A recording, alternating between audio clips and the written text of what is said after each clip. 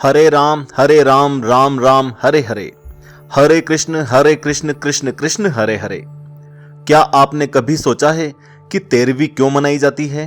कि किसी के मर जाने के बाद 13वीं यानी कि 13वें दिन का क्या महत्व होता है?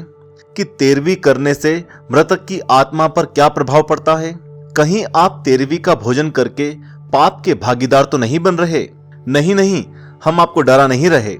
आस्तिक स्पिरिचुअल सीक्रेट्स का काम आपको डराना नहीं बल्कि पूरा ज्ञान देना है। स्वागत है आपका आस्तिक स्पिरिचुअल सीक्रेट्स में।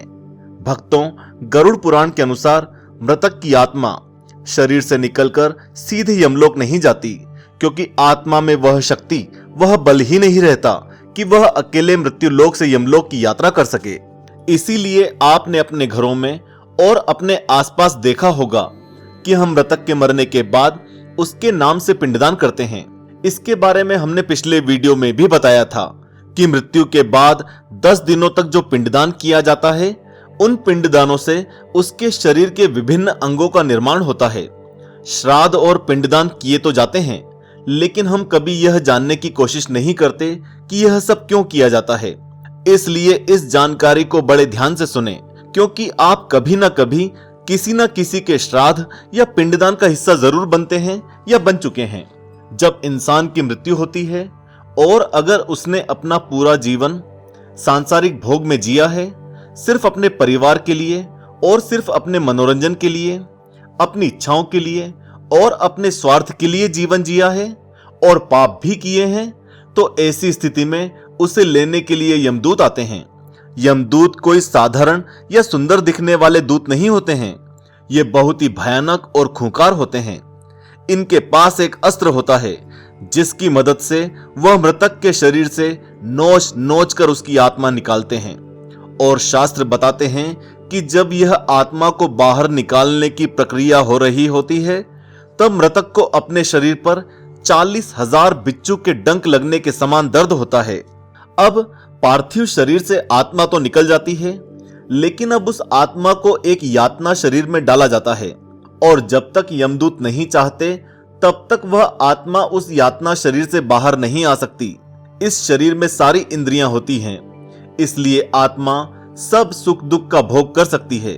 सारा दर्द उसी तरह का होता है जैसा कि उसे मृत्युलोक में महसूस होता था।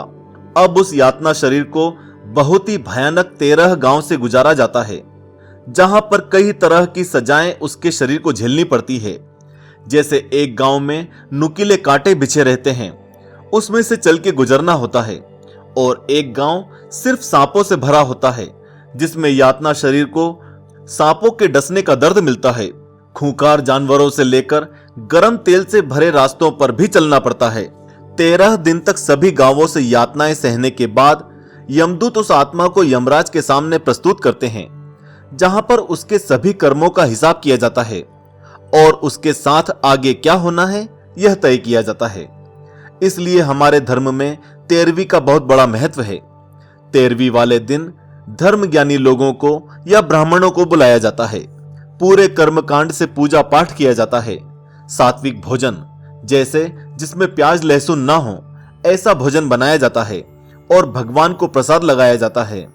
मृतक के नाम पर इन ब्राह्मणों को और ज्ञानी लोगों को भगवान का प्रसाद खिलाया जाता है और भोजन कराया जाता है। इस पूरी प्रक्रिया को हमेशा किसी ज्ञानी पंडित की निगरानी में किया जाता है, ताकि मृतक को इसका पूरा फल मिल सके। अब समझते हैं भोजन किसे खिलाना चाहिए या किसे ग्रहण करना चाहिए। जो भी 13वीं का खाना खाता है, वह मृतक के पाप की मात्रा कम करने में सहायक होता है। मृतक के पाप प्रसाद ग्रहण करने वालों में थोड़ा थोड़ा बढ़ जाते हैं। अगर यह भोजन नास्तिक, अधर्मी, पापियों को कराया जाए, तो ऐसे में मृतक के पाप के बोझ का कुछ हिस्सा भोजन खाने वाले के ऊपर आ जाता है और मृतक को भी इससे ज्यादा मदद नहीं मिलती। मानो आपने कभी किसी से कर्ज लिया है, लेकिन आप उसे चुकाने में असमर्थ रहे, तो आप उस कर्ज तले हमेशा दबे रहेंगे।